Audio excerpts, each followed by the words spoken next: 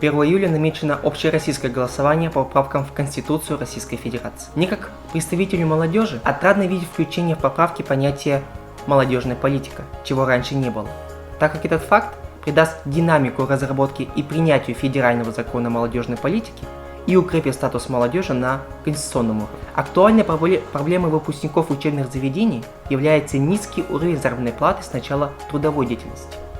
Поправка в статью 75 гарантирует минимальный размер оплаты труда не ниже прожиточного минимума, что в свою очередь придаст уважение к труду молодых кадров. 1 июля я проголосую за принятие поправок в Конституцию Российской Федерации ради увеличения уровня жизни молодежи.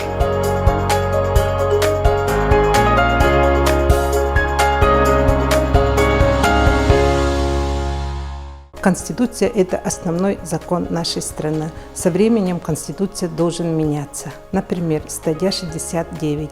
Культурная самобытность и сохранение этнокультурного и языкового многообразия народов. Мы все носители традиций и обычаев своих предков. Поэтому всех своих земляков призываю 1 июля прийти проголосовать наш основной закон.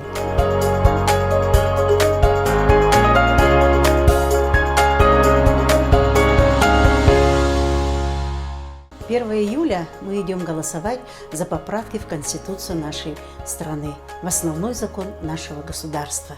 Поправок много, но есть одна, которая говорит о сохранении культуры народов, проживающих в нашей России. В Якутии проживает 129 разных национальностей.